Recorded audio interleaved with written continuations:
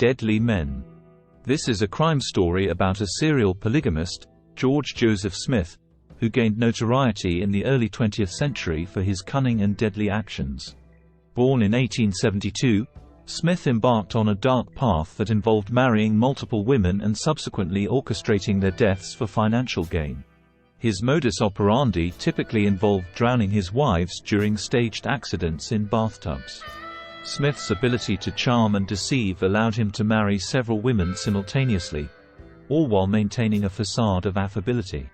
However, behind closed doors, he was a ruthless murderer, exploiting marriage for monetary motives. His sinister schemes unfolded in the United Kingdom between 1908 and 1914. Hi, welcome to Deadly Men true crime documentaries, where we unravel the dark corners of crimes from around the world. The information provided in this video is taken from open sources on the internet. The visuals are reenactments using a reputable video creation platform. All information is for informational purposes only. George Joseph Smith. In the corners of criminal history, George Joseph Smith emerges as a malevolent figure, his dark legacy intertwined with the unfolding narrative of early 20th century Britain. Born into a world shadowed by petty crimes, Smith's youth bore witness to a troubled environment where deception became a way of life, laying the foundation for the sinister path he would later tread. Growing up amidst the shadows, Smith's early experiences hinted at the darkness within him. Raised in an atmosphere of deceit, he cultivated the skills of manipulation and cunning that would define his nefarious actions in the years to come. Motivated by an insatiable greed, Smith's crimes were driven by a desire for financial gain rather than any genuine affection. His predatorial nature sought out vulnerable women as mere means to an end, deploying charm and deceit to swiftly marry and exploit them for their monetary assets. Bessie Mundy, Alice Burnham, and Margaret Lofty, three unsuspecting women whose lives became entangled in Smith's sinister web. Each fell victim to his manipulation, becoming pawns in staged bathtub accidents that concealed the true horror of their deaths. George Joseph Smith, a charismatic conman and serial killer, had a sinister penchant for murdering women, often drowning them in a bath. The shocking crimes of this bigamist unfolded in early 20th century Britain, leaving a trail of devastation. In 1915, Smith faced trial at the Old Bailey in London, accused not of infidelity but of murdering 3 of his wives. Despite being a bigamist, his motives extended beyond love to a sinister combination of money and murder. George Smith was a masterful charmer, skilled at swiftly courting and deceiving vulnerable women. His victims, often older and feeling societal pressure to marry, fell prey to his elaborate schemes, losing their money and, ultimately, their lives. Seeking insight into Smith's motivations, I turn to the words of criminologist Professor David Wilson, who emphasizes that Smith was driven solely by greed and lacked any genuine love for his victims. Smith's modus operandi involved assuming various names to marry his victims, exploiting the lax identity verification of the time.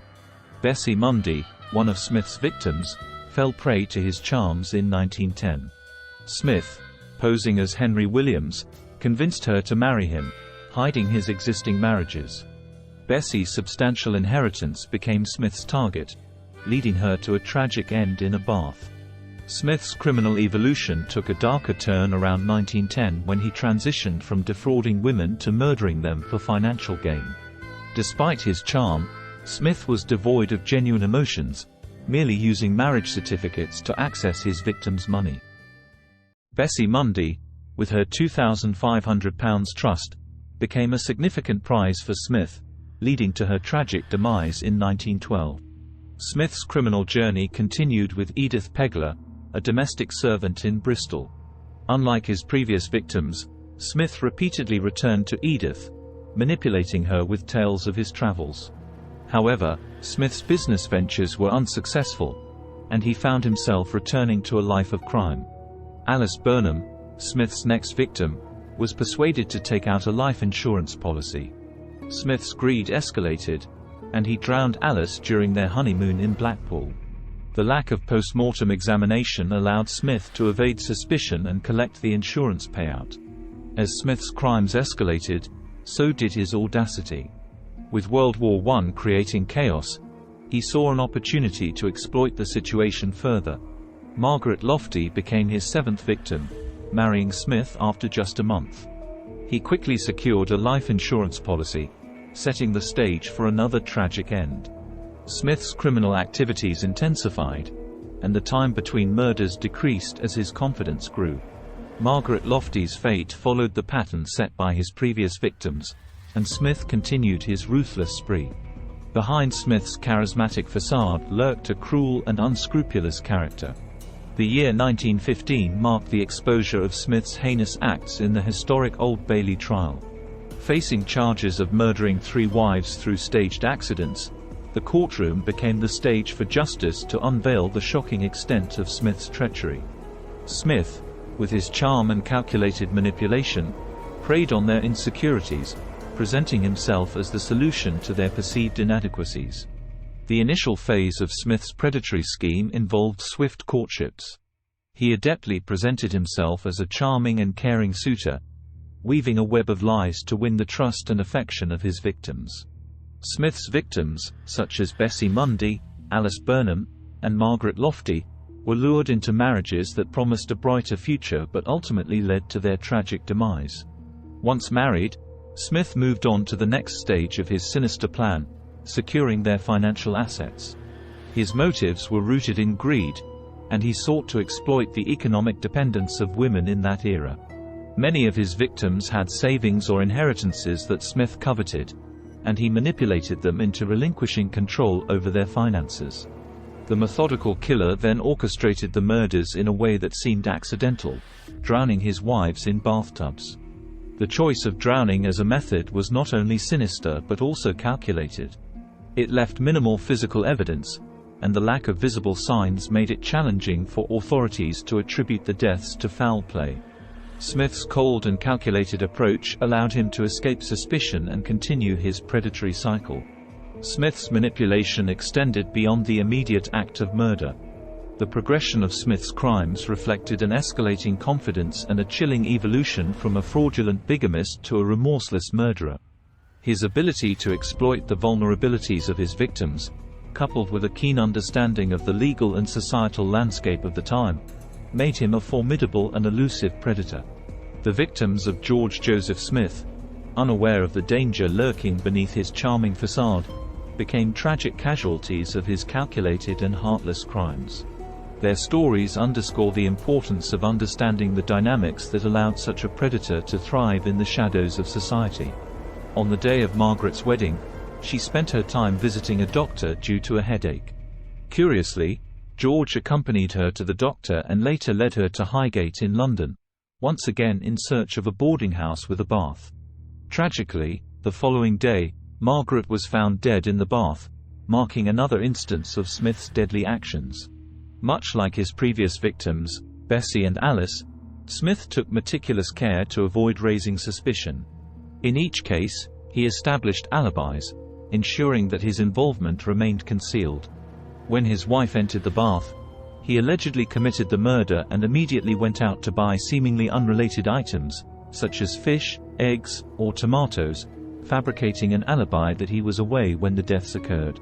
Smith's anticipation of a £700 payment for Margaret's death, a product of his insatiable greed, was disrupted when the media attention turned towards the mysterious deaths of newlyweds in baths.